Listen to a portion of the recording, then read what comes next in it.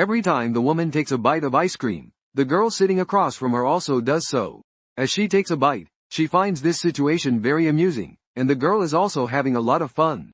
That was it, but the next moment, she puts down the spoon and wears a creepy smile. She wipes the blood off the clock, steps forward in front of the girl, and drops the ice cream. She smashes it to the ground. Her name is Villanelle, a top-class assassin. She is an assassin who has to handle about 10 jobs every day. This short-tempered personality is a bit strange, as she hurries like a turtle up the stairs, towards an old man. She spills words like a blood-sucking mouth, maintaining a confidently arrogant attitude regardless of age or gender, accepting no one. Even when she gets home, she has no intention of resting. She takes out cosmetics and continues applying them to her face until it becomes whiter than the wall. She pours poison onto the table, holding a bottle of strong alcohol, and pretends to lie back and commit suicide, while her boss has given her an assassination mission. The moment he opened the door to deliver the message, he was shocked and startled by the sight. He approached to confirm this. There was no doubt it was her boss, who couldn't feel at ease either. The situation was that afterward, Villanelle received her payment and confirmed her new assassination target. She immediately started investigating the information, quickly obtaining the target's address. After getting the address and appearance, she got into the car without a word and zoomed off. This time, she intended to use only the poisoned paper ornament she had, not guns or knives. Taking advantage of the guard at the door being careless, Villanelle hurried quietly toward the fence and sneaked into the house along the piping. However, when she arrived there, she realized no one was in the room. Looking outside, she saw the owner hosting a party in the garden with friends. Villanelle smiled, feeling that the target before her was like an ATM right in front of her. She entered the bedroom to find a suitable dress to blend into the party. He was searching for something when he suddenly heard the footsteps of a guard. The cupboard was open. Seeing that, he became suspicious, approached, and checked, but no matter how much he searched, he found nothing. He found nothing. In fact, Villanelle was hiding inside the suitcase after disguising herself. Villanelle was blending in, preparing to approach her target when suddenly, she noticed that he was bullying her friend. "Where are you going? Let's play here." "I'm not playing anymore." She quickly thought of a safer way. She came up with a plan and followed the boy into the room. She asked him to call his grandfather, saying, "Hurry up, Grandpa, a beautiful woman is looking for you. A woman is looking for you. She's searching for me. Wait, I'll be right there." Seeing him fall into the trap, Villanelle locked the boy in the bathroom just as a wealthy man entered the room. Captivated by her beauty, he completely forgot about his age and stared at her. Villanelle searched for the door and closed it, evaluating herself. Taking advantage of the moment, she quietly withdrew the steel blade, stabbing it into his eye further. After injecting the poison, the rich man collapsed on the spot. The mission was complete, and Villanelle returned home. Shortly after, Constantine appeared with bad news for Villanelle. One of her previous targets was still alive and currently receiving emergency treatment at the hospital. The man knew her face, so she had to act before the police. She had to make her move. At the same time, female police officer Eve Pilastri arrived at the hospital and tried to ask the victim about the appearance of the attacker, but the doctor informed her that the patient was still in a coma. She had to wait a little longer. While waiting, Eve went into the restroom to fix her hair when, unexpectedly, she stumbled upon Villanelle sneaking into the hospital, furious with the doctor. Surprisingly, Eve didn't know that she was an assassin, and neither did Villanelle know that Eve was. She didn't know she was a police officer. When Villanelle stepped outside, she saw her, sarcastically remarked that Eve's hair looked terrible. Then when Eve came out, everyone in the hospital room discovered that all the people inside had been executed. Oh dear, she was disturbed that the only witness had been attacked. Once the cleanup was finished, Villanelle received a new assassination mission. She used the latest technology to create a poisoned perfume and disguised herself as staff to infiltrate a party. While pretending to pour wine for the guests, she was actually observing the target's actions. Finally, waiting for the woman to enter the restroom, Villanelle quickly followed her, but when she reached the entrance, she was blocked by a guard who said staff couldn't enter the VIP restroom. Villanelle explained that she had a special drug, and the guard, unable to say anything, let her in. Villanelle was targeting, approaching and promoting poison-laced perfume. The woman from the investment industry had a good product. She opened the bottle cap while talking, thinking she didn't want to miss out on what she saw. When Villanelle tried it, she felt fear as the woman recoiled and sprayed the liquid in her hand. When she inhaled it, Villanelle couldn't help but suppress a laugh. losing her composure. She began to feel dizziness and shortness of breath, commanding Villanelle to call an ambulance. Although ordered to do so, Villanelle gazed at her with amusement. Why? Because this was one of her favorite ways to set things up. At that moment, she realized she was being assassinated, but until she collapsed to the ground, Villanelle was not satisfied. She interrupted her words and knelt down. After finishing the mission, when Villanelle returned home, she was pushed against the wall by her boss in anger. This was because there had been a mission before to make a survivor's death look like a suicide. Villanelle had also dealt with the doctor and police in the hospital. As the two finished speaking, Villanelle's boyfriend suddenly appeared, creating a very tense atmosphere. Villanelle hurriedly explained he was her boyfriend's brother, but they couldn't believe her. Although they couldn't believe it, she reluctantly shook his hand. After that, Villanelle kicked her boyfriend out. At that moment, her boyfriend was trash. He noticed there was a bottle of perfume in the trash that hadn't been used up yet. He thought it was a waste and decided to take it with him. After a while, when he opened the door in the room, a loud noise was heard and they found her boyfriend had been poisoned by Villanelle's perfume and was dead. However, Villanelle felt no sadness at all. Rather, she said it was a good thing the man was dead. Later, her boss informed Villanelle that a police officer named Eve would take over the investigation after the hospital incident. That night, Villanelle searched for Eve online. After investigating, Villanelle was surprised to realize that he was the person she bumped into in the hospital restroom. Shocked, Villanelle decided to secretly eliminate Eve behind her boss during her next mission. She never expected such thrilling services to exist in a small clinic. This wasn't surgery or treatment, but it seemed like someone with a strange hobby came from afar and might not hesitate to undress. There was a possibility that someone coming from far away would not hesitate to take off their clothes. He was blissfully unaware, smiling happily, while she checked the list. Noticing that this customer had booked an 8-minute massage package. Everything was ready, and Villanelle picked up a large pair of pliers. She paused, but despite having destroyed the evidence, Villanelle was still not satisfied.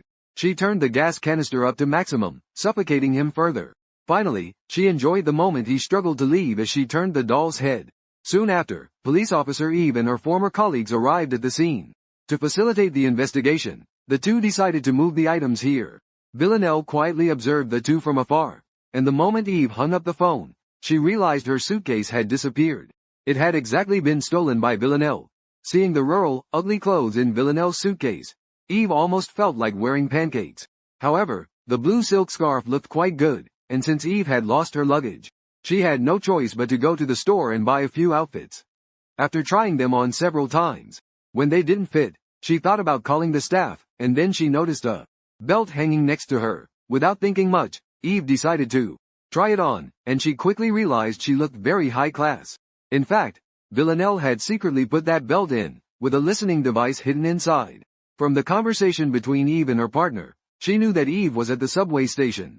In fact, Villanelle had secretly placed the belt in there, even including a listening device.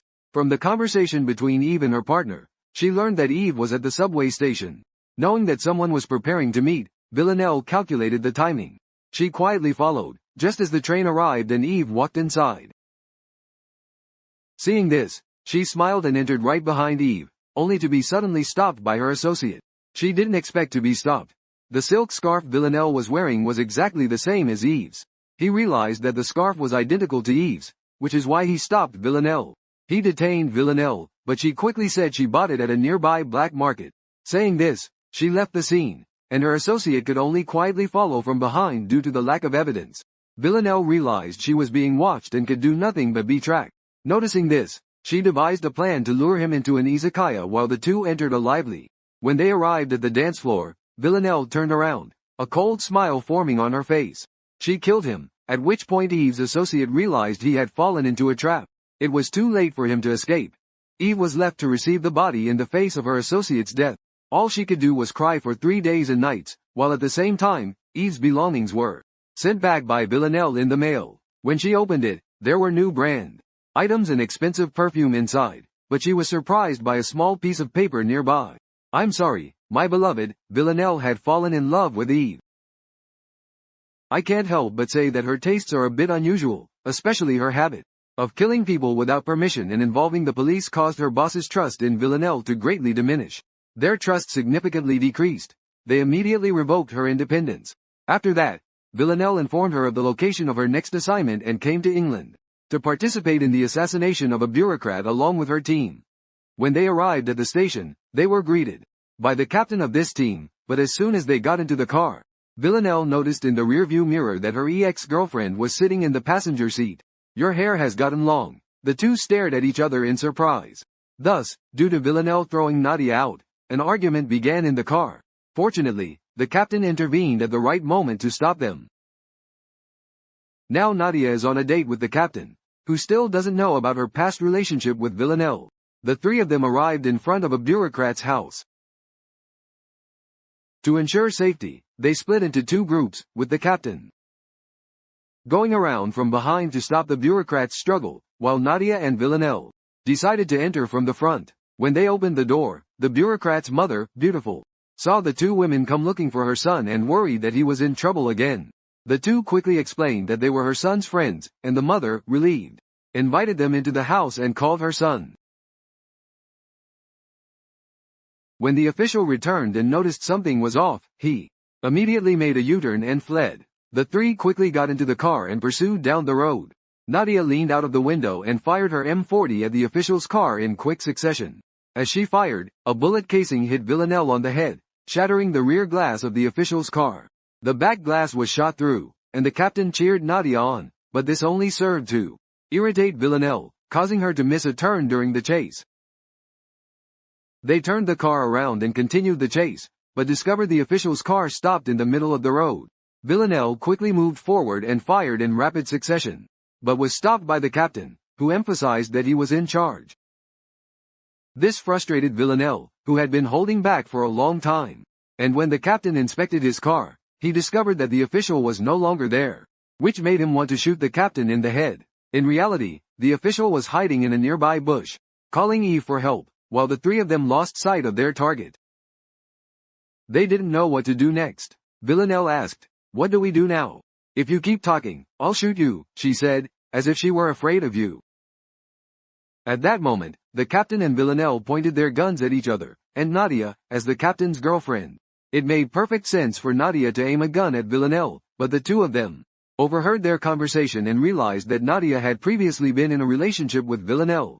Knowing this, Villanelle stood in front of two guns and began to explain to Nadia, "What I did before was necessary, and now if Nadia leaves the captain, we can go back." The captain, angry, tried to shoot Villanelle, but Nadia suggested that she wanted to take that shot herself. As the captain lowered her gun, Nadia suddenly aimed her gun at him, revealing that she still loved Villanelle. It became clear she loved her.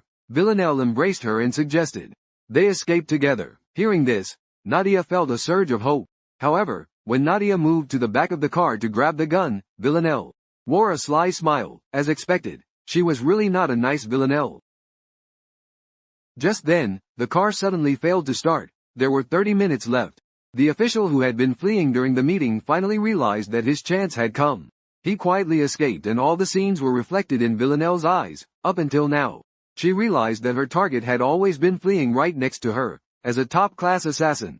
Witnessing her prey escape right in front of her was humiliating, and Villanelle did not hesitate to gear up, and immediately chased after them. After several kilometers of pursuit, the official had Eve pick him up in the car. The two accelerated to escape from Villanelle, but suddenly, Eve stopped the car. She believed that Villanelle might really have feelings for her, and wanted to confirm that, so Eve boldly took the car. As she approached Villanelle, she did not pull the trigger. She pointed the gun at herself. She just wanted to see Eve's reaction. Then Villanelle kissed the barrel of the gun and fired a shot at Eve's feet. Meanwhile, she quickly disappeared from the scene, while the bureaucrat was taken to a nearby safe house by Eve, safeguarded by more than 10 skilled bodyguards in that house. All windows were sealed and seemed impenetrable, but those measures were all meaningless. Soon he would become the most unfortunate person. That night, Eve returned home, likely influenced by Villanelle's brutal actions during the day. Affected by this, she opened her suitcase to wear the clothes that Villanelle had once sent. Dressed in branded clothes and sipping a glass of vodka, she thoroughly reviewed all the materials regarding her. She carefully went over the documents when footsteps echoed outside, prompting her to check. She realized it was Villanelle who had come to visit. "Don't run," she said. "I wanted to open the window and call for help, but the window wouldn't open at all in the bathroom. I couldn't find a usable weapon. and in the next moment, Villanelle charged at her. She pointed at Villanelle with a toilet brush. Villanelle quickly pushed her into the bathtub, and she said it was the 80th time. I didn't come to judge you, but Eve reacted like a dog. She kept reacting. I just wanted to invite her to dinner. After a while, things got noisy. I realized that Villanelle just wanted to invite her to dinner. While preparing the dishes, Eve secretly puts a knife on her waist. Although she hid it, Villanelle had already seen her movements from behind. To make her feel safer, Villanelle agreed to let her put the knife on the table. After that, while they were talking, Villanelle quickly made a move. Eve angrily grabbed the knife and tried to resist, but Villanelle, after being quickly subdued and having a knife pressed to her neck, she picked up her phone and asked for the unlock pin, at which point Eve didn't notice anything and didn't understand what Villanelle was trying to do. It was only when Villanelle said goodbye that Eve finally realized that Villanelle was trying to find the address of the official's safe hideout using her phone. After a while, the official woke up at midnight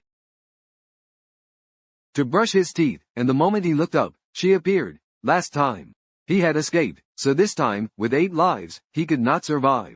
He could not survive, but before executing him, Villanelle wanted to have one last showdown with him.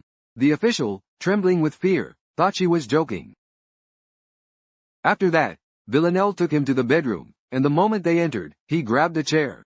To attack Villanelle, she quickly grabbed his collar. As soon as I got angry from a strong slap, Eve rushed over to that official. I saw him being tortured on the bed, and his toys were taken away as well. The next day, Villanelle found a sausage at home and invited her boss. She decided to have fun together, and at that time, her boss started asking about her colleague who was on a mission with her.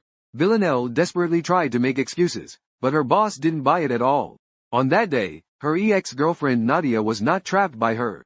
However, unfortunately, Nadia knew too much. She was thrown into prison because her boss feared that she would spill something. The boss decided to send Villanelle into prison to deal with Nadia. As soon as she entered the cell, she slapped the guard hard. Immediately, other guards rushed in, and she was unable to get up due to their overwhelming force. She was overwhelmed and couldn't stand up. A normal person who was beaten would likely obey from now on, but she was not that way. Instead, she increasingly came up with ideas to mock others, as if she were being bullied. Mu was coming up with more and more ideas, truly enjoyed mischief. After that, the guard punished her by making her clean the toilet pipes. While doing plumbing work, Villanelle became close to a violent inmate. When the time came, she had the inmate hit her, to the extent that she was delighted. No one knew what was happening, but in reality, she was. She did this to enter the infirmary, where the doctor was her accomplice. Soon, the doctor handed her a small knife and indicated the location of her ex-girlfriend's cell. When it was mealtime, she approached her ex-girlfriend and withdrew the knife hidden in her sleeve. At that moment, as she drew the knife, the inmate wanted to joke with her.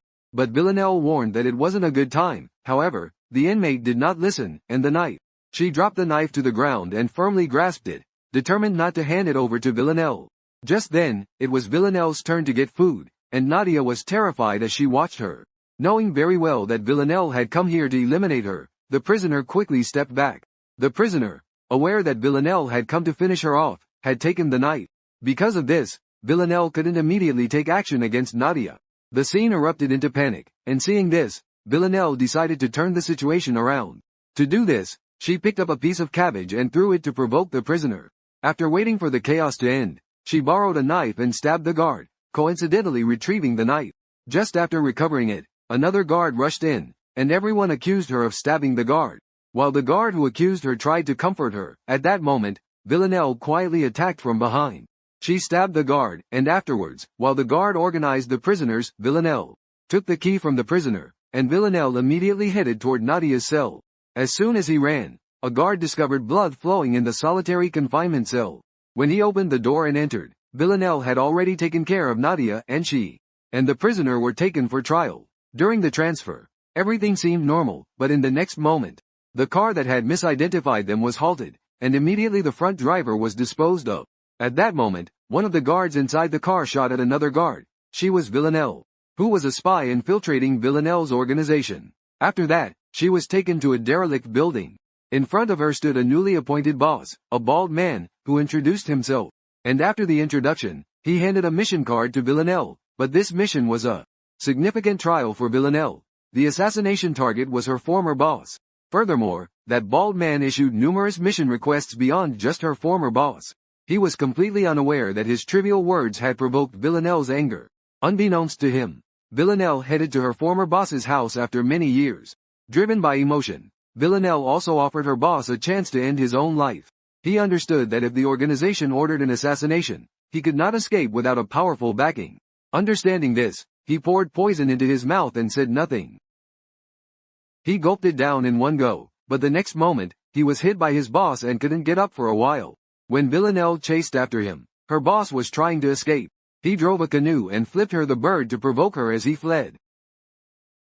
Fortunately, his daughter was still in Villanelle's hands. This ruthless and quirky assassin kidnapping a noisy child. She regretted it tremendously. The child's incessant chatter was loud in her ear, and she was deeply regretting it, but despite her dislike, the child was Villanelle's only card, so she couldn't dispose of her. To keep her quiet, Villanelle quickly bought a hamburger and stuffed it into the child's mouth, but they both spoke a common language. I never thought it was ordinary language. My mother says there's nothing we can do about it anymore. You see, I'm planning to take her with me, but I never expected that the child would be better than you. You probably only know that one sentence, so be quiet. I'm studying, so afterward, the two of them went to fulfill their promise with the former boss to save their daughter. They hurried to the location, but oddly enough, he shook hands with Eve. Facing the organization's pursuit orders, only Eve can protect him. Seeing Villanelle point a gun at the child's head, they hurriedly returned the passport and money to Villanelle, hoping that she would spare the child. They wished for that, but Villanelle came just to retrieve the passport. It wasn't just that. Last time she let her boss escape, and this time, even if she were to give him 7 lives, he would still end up dead. Saying that, she fired a shot. Villanelle attempted to add another shot, but was stopped by Eve. After a brief struggle, Villanelle was overcome by a sense of hopelessness. After turning her back and leaving, when Villanelle returned home, she noticed Eve had infiltrated the organization. She realized that Eve had invaded the organization. In fact, just moments ago, she had found her apartment. She had barged in violently, turning the whole house into a battlefield. She loved and hated Villanelle, so the two of them stared into each other's eyes like mirrors. They began to confess the feelings that had been growing between them for a long time. After that, without saying anything, she quickly got to the point. Villanelle, unable to wait, took the initiative. She made the first move, but she never expected Eve to suddenly thrust a knife at her stomach. Villanelle thought she would never actually harm her. At that moment, however, as the knife was lowered, Eve suddenly regretted it. Villanelle tried to tell her not to pull the knife out, but Eve foolishly pulled out the knife, and that was the end. Blood began to flow from her body. Eve, unable to tell how much blood was flowing out, was searching for a hemostatic device. While searching for it, Villanelle rolled down into the forest, picking up a gun. Eve fired towards her but couldn't get close in her panic. She wondered what she was doing.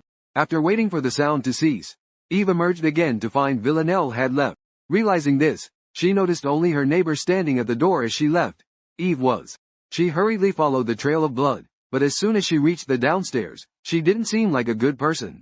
Eve bumped into 3 people and immediately sensed something was off, turning around. As she waited for the 3 hidden people to enter the venue, she stayed concealed in her hiding spot. She quietly stepped out and after a few paces, saw her neighbor being struck on the head. It appeared they had come looking for Villanelle, and fortunately, she had left quickly. So she didn't lose her life here today, however. Severely injured, Villanelle was hiding behind the fence at the back of the wall, bleeding, desperately trying to escape. After a while, her body was losing a large amount of blood, and she could no longer endure it. She ran into a small alley. Villanelle noticed the ageless man next to her still holding a half-finished bottle. She grabbed it and took a quick swig to ease the pain from her wound.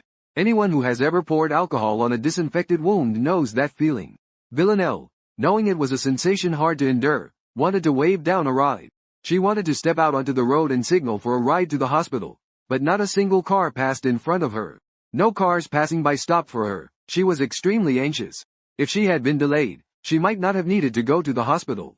When an old Mercedes approached, she jumped in front of the car. After that, she was taken to the hospital gate. Lying there in what seemed like a standard posture, Villanelle woke up again, and her wounds were being carefully treated by a doctor. Next to her was a boy who had just been in an accident. They chatted a little. Afterward, Villanelle decided to make him her subordinate. She wanted to leave the hospital quickly. She ordered a disabled boy to steal something, but surprisingly, 2 minutes later, the boy returned with the loot. Clearly, he had a talent suited for this profession. Villanelle, dressed as a doctor, went straight to the pharmacy to pick up the necessary medicine. As she was about to return, she noticed a bag on the table in the next patient's room. I found a bag placed there. The patient in the bed was in a coma. This is how she snuck in and began to search for things, but she heard footsteps behind her. Villanelle quickly grabbed a piece of paper and pretended to examine the patient. Just then, the patient's family returned. The family asked about the patient's condition, and Villanelle, without thinking, responded to the situation. She answered that she was getting better, but seeing the patient's complexion, she looked almost dead. It was true. The family heard the fortunate news and embraced each other joyfully, but Villanelle had no idea that her wallet had mysteriously disappeared. Now Villanelle had medication and money in her hands and could leave the hospital at any time. But before leaving, she thought she should do the right thing. After that, Villanelle calmly left the hospital and went to a dry cleaner. She took a nap, but when she woke up, the medication and money in her pockets had been stolen. She angrily blamed the store owner for not keeping an eye on it, but the owner pointed to a sign that read, "Lost items are your own responsibility." Villanelle sneered as she cleaned everything up and, as she stepped outside, slammed a box of detergent powder onto the ground. Indeed, Villanelle never does serious things, but for her, this was just a routine matter. After that, Villanelle went to the supermarket. I went in, but it wasn't to buy anything. I lost my money and my home. So now, Villanelle urgently needed to find a single man and looked around. She quickly noticed a middle-aged man and was about to speak to him when she realized his wife was standing right next to him. No matter how terrible a person is, they cannot destroy someone else's family. After that, she met a simple and kind man. Villanelle smiled and thought that she would temporarily depend on this man, but his kindness might, in fact, be dangerous. When the man went to the checkout, Villanelle immediately approached him, crying, and asked him to take her out of the supermarket. She pretended to be in trouble and lied, saying that the man sitting over there is my husband and he is violent. He often hits me. She lied. She got up and took out a weapon to investigate, but after going around, she found that the man was fast asleep, and it wasn't him who made the noise. That night, Villanelle was deep asleep, but she heard suspicious noises outside. However, she didn't think this man was extremely stingy and only drank a lot of hot water. Villanelle didn't think he was just telling her to rest properly. She wanted to hide that she was severely injured, so she had to lie about their infection. She had to lie because her abdominal wound was starting to get infected and the previous medication had mixed up at the store. That night, she tricked the man into buying her anti-inflammatory medicine. This was something Villanelle had been looking forward to. After talking to him, the man started to hint that he had a spare room in his house. He said that if she wanted, she could stay for a few days. The man, seeing her face was covered in bruises, really thought so. He thought that was the case and immediately took her to his car. Villanelle opened another door. When she opened the room door, there was an elderly woman suffering from Alzheimer's, trapped in a dream. The man had locked her in the room to keep her from going outside. During the day, Villanelle and the old woman were watching TV in the living room when suddenly she told Villanelle to be careful regarding her son. Villanelle heard those words and was confused, unable to understand why she said such a thing. She tried to ask for a reason, but at that moment, the old woman had a relapse of her Alzheimer's symptoms. Villanelle fell into a severe panic and tried to open the window, but it wouldn't open at all. Moreover, the front door was locked from the outside, and the bathroom window was securely fastened. Villanelle realized something was wrong, and hurriedly bandaged her wounds, then ran to the kitchen to search for a knife for self-defense. Little did she know that at that moment, the man returned and hid all sharp objects. Villanelle didn't think he would hide even the knife. The moment the man entered, she hurriedly called the organization for help, but after several attempts, no one answered. He was coming back. Not thinking about it, she couldn't hurriedly put away the phone. The man was. Seeing that scene, he unplugged the phone and cord. He was like a lost soul, unless it brought some benefit to Villanelle. Villanelle warned him not to think of leaving, and upon hearing this, she became extremely angry. Until now, she had never endured such humiliation in her life. She couldn't hold back and immediately kicked him. Had she not been seriously injured, she would have taken him down a long time ago. Villanelle was restraining the man and tightened his neck, but at that moment, he punched her wound. Villanelle immediately crumpled to the ground in pain. She fell, and that man gained the upper hand. He tightened her neck, a suffocating sensation loomed overhead, and it felt like she was about to burst. Villanelle reached for a nearby ornament, and quickly struck his head hard before the man could recover. She swiftly dashed into the room, but before she could open the door, he caught up with her. I truly thought this was the end, but my head was locked on him. However, Villanelle is not the type to be easily bullied. She is a top-class assassin as well. She pushed him back, shook him, and quickly kicked him again. She broke free from her restraints, picked up a sharp stick, and thrust it straight into his throat. I stabbed him. This is the reward I give you. That brings today's story to an end. Thank you for watching. If you found it interesting, please give it a like and subscribe to support us. Hello, see you again.